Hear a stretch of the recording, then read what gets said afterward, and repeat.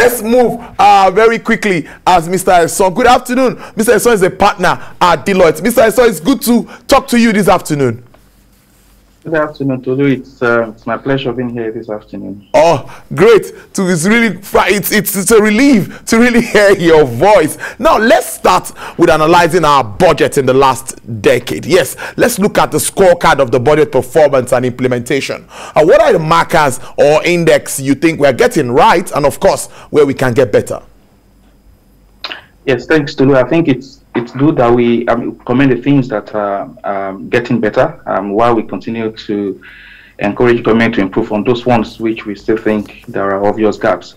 Since 2020, now we've been able to get our budget passed before the beginning of the government year, which is highly commendable. Prior to then, we've had quite a bit of late budget passages coming in mid-year and thereabout. So returning to the fiscal year, 1st of January to 1st December, it's certainly, a positive which we've experienced in recent years. We had that during the military era where the budget was, of course, announced on 1st of January of every year. I think the biggest challenge we have, as you know, budget is about estimates, really. It's how accurately can you predict those numbers. And Nigeria's peculiar case, because we depend so much on crude oil exports, and we do not control the crude oil market. So here now, this year, the government proposed, $57. The legislators changed it to 62. We don't know what the price is actually going to be. If you look at the average forecast by OECD, OPEC, Energy Information Agency, International Energy, Association, and all of that, you could argue that perhaps next year is going to be around $70 a barrel, but it's really not predictable. So it's outside our control, and so are other parameters that we look at in the budget. Nigerian budget, because it's driven by oil. We talked about the barrels of oil we produce. Over the years, we've never been able to meet the targets. This year, again, we've put forward 1.88 million barrels per day. As we speak, we're doing under 1.5 million barrels a day, even though OPEC has given us a quota that is almost like 1.6. We've not been able to meet that quota. And bear in mind, even the just about 1.5 out there that we're doing now has a condensate measure in it of almost, 200 to 300 barrels, 1,000 barrels a day. So if you discount condensate, it means that we are doing very poorly compared to even the OPEC rationalized budget given to us. And yet again, this year, we've put 1.88 million barrels a day. These are the concerns that we have with government. And I think we also need to face reality here. We have an industry that is traditionally challenged in the area of security in the Niger Delta. Crude theft has continued to be a major pain in the neck for operators in the industry. We have not addressed the issue, and yet we are banking that we'll be able to produce 1.88 million barrels a day. And to the average Nigerian, when you talk about 1.8 million barrels a day, it means what government is actually getting, which is actually not the fact. 1.88 million is looking at what is produced in Nigeria per day. Bear in mind, government is into arrangements with local and international oil companies to produce. And so if you look at it via whether it's a joint venture arrangement or it's a production sharing arrangement, government typical share of this production, it's maybe roughly around 50%. In some ventures, it's 60, some ventures it's 55, and in the PSCs may even be lower, in terms of the equity participation. So this entire 1.8 million barrels or 1.9 million barrels, when sold, does not entirely belong to Nigeria. The partners will take theirs. And of the one that even should be allocated to government had made a pledge against a number of those barrels. So these numbers 1.88, I'm not sure we're able to meet it in 2022. And it has always been like that in the past couple of years. We keep putting these numbers out. In terms of capacity, we could actually produce up to 2.2 million barrels, if not more, in Nigeria per day. But we have challenges with the infrastructure in the oil industry. We have challenges with security in the oil industry. And so when we don't control the assumptions we make, sometimes it is difficult to be able to predict whether we are able to achieve the budget or not. We will put foreign exchange target naira to dollar at 410. We know that our main source of supply of dollar is the oil, proceeds.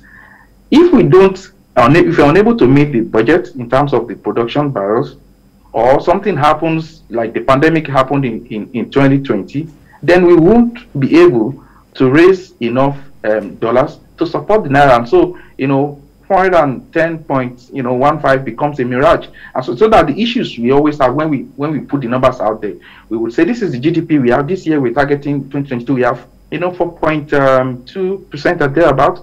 But if you look at what the Bretton Woods institution has said, I think is that IMF or World Bank recently said Nigeria may be on trajectory of 2.5% GDP growth next year. So the real issue has always been the premise and the assumptions on which we built the budget. We would say this time around, we said we target inflation of 13%. We've not been able to meet inflation. Inflation is just under 16% right now. What gives us the comfort that we'll be able to meet 13% target next year? We are planning to remove subsidy. We know once you remove subsidy, the price of transportation will go up. Even if you put in money in individuals' pocket, that will impact the price of food. The food is the biggest basket, is in trending inflation in Nigeria. So when we look at these issues, the question you ask yourself is, how much reality are we facing with the budget that we have proposed for 2022? A big one there. Great stuff. Good way to really understand the budgeting system. But as part of the approach that we have seen over this period is also the ratio of capital to recurrent expenditure. Some economists argue that the current ratio, also replicated in 2022 Appropriation Bill, limits our growth trajectory. How does this come to you? Okay, so the reality is at close to 30% of budget or less, what you literally banking on is private sector-led initiative in capital expenditure. We have a very huge cost of governance in Nigeria, so the overhead is literally very high, and that's a big challenge that we've not been able to deal with over the years. We had the Oronsoye, commission who looked at this and trimmed down, in a bid to limit the amount of overhead, because look, the pot is 100%, for example, so you have to share between recurrent and capital expenditure. So if you cannot control recurrent expenditure, capital expenditure will suffer. And know that in priority, recurrent expenditure will always take priority, because that is where salary sits. You must pay salary whether or not you are fixing the bridges that are collapsing. So I don't have too much of a challenge with the amount being allocated to capital expenditure, to be honest. I think my challenge is, if we're going to have a private sector led capital expenditure, infrastructure spending and all of that, the environment must be conducive enough for them. And that is the bit where I think we can do a little bit more. We cannot, to be honest, we can't meet up with infrastructure spending. Look at this budget. We only have 300 billion budgeted for power. Where are we going with that? 200 billion budgeted for transportation, and maybe 461 or 481 billion, budgeted for works and housing. That is, for me, those are the three main infrastructure projects I could see in the budget, and the amount is so limited, and I accept, because we are limited in terms of resources. But can we please, I know the PEBEC office is doing a lot to make, doing business in Nigeria, more conducive, but we need to create that environment, that conducive environment that is free of corruption, free of red tapes, and support it with some basic infrastructure before we can have a private sector-led growth. So it's not so much, I think, concern that you and I should have is about the amount we are using to service debt. This year, again, we're budgeting 3.6 trillion to service debt. That is about a third of the entire revenue projected for 2022. That's about a third of it. And so that's because 10.13, is what we're projecting for revenue. And if you look at the 2021, Appropriation Act, the 6 months review revealed that we're behind in almost all the categories, except in capital expenditure, where we've spent about just about 760 something billion, which is also 5.8 trillion, which is also there about what we budgeted. In oil revenue, we budgeted 1 trillion. I mean, that is for half year, but we only achieved 0.5 of that. So non-oil, we did a little better. But if you look at debt servicing, we budgeted 1.6 trillion. We have used 2 trillion to service debt. overall, when I look at the revenue that we budgeted and revenue that we achieved for mid-year, we achieved just about 70% of the revenue that we budgeted for the year. If I assume that will be the situation also in 2022, it means of the 10 billion we appropriated as expected revenue, that we only will get 7 trillion out of it, and then debt service that we budgeted is 3.6 trillion. So what does that tell you? It means that we're proposing we most likely will spend roughly 50% of the entire revenue in 2022 to service debt. These are the big issues that we should be concerned about in the budget. Now, government can always tell us, which is also a matter of fact, that Nigeria's debt to GDP is within range. We are just about 35% or thereabouts, whereas others around us, including Ghana, in the 70s. Okay, South Africa is in the 80s. There are some countries like UK that are over 100 in terms of debt to GDP. But fundamentally, what we have issue is we should be concerned about debt to revenue. And this is the example that I just gave now.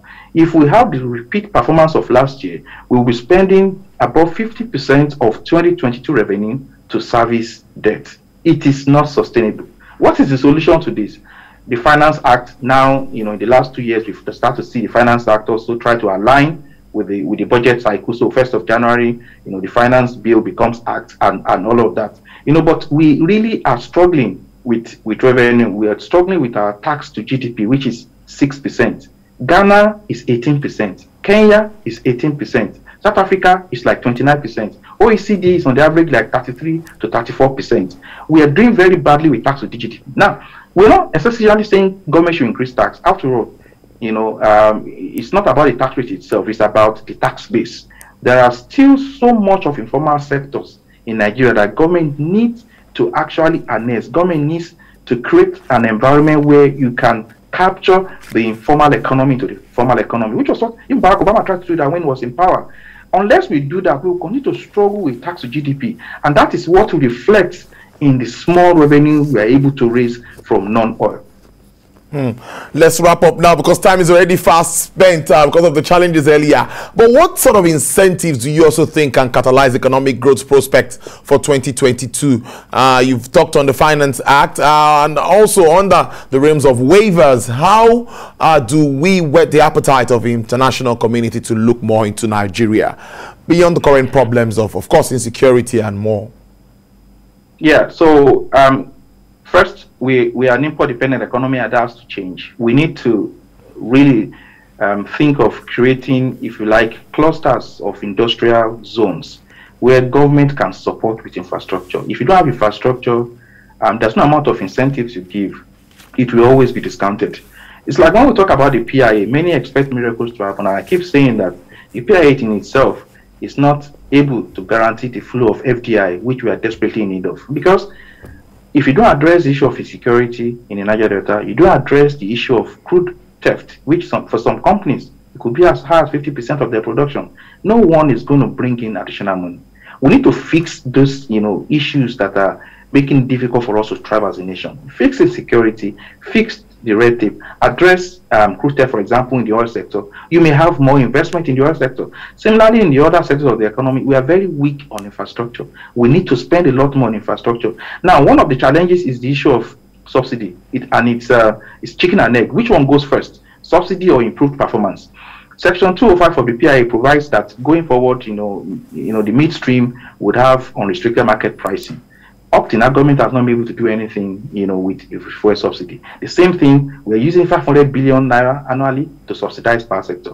The truth is that if you don't have unrestricted market pricing, people will then put the money down for these big projects. If they know that I can model my economics and I can sell my product and services and get the reward I deserve, they would invest. Investors will come in. But if you say, come, put your money down, invest, I will control your price, we would always have issues. So the enabling environment thing needs to, work around. How can we make it work? We need to get subsidies out. Well, how can we compensate, the populace to ensure that people don't sink further into poverty as we take it out? Because without having unrestricted market pricing, it will always be difficult to get people to bring their money to support our critical infrastructure. Look, if we fix power, if we fix the road, if we fix the train system, Nigerian economy will start to boom instantly. But this takes a lot of money to do, and it takes a lot of political willpower to do. And we can only hope and encourage government, for once in a while, I would say, take the bull by the horn. Let's get this sorted one way or another. That's the only way we can have a budget that is realistic. I must thank you so much for your time. I've been speaking to Mr. Olumide Esan, who's the partner at Deloitte Nigeria. Thank you so much for your time. He joined us live from the UK. We appreciate your time.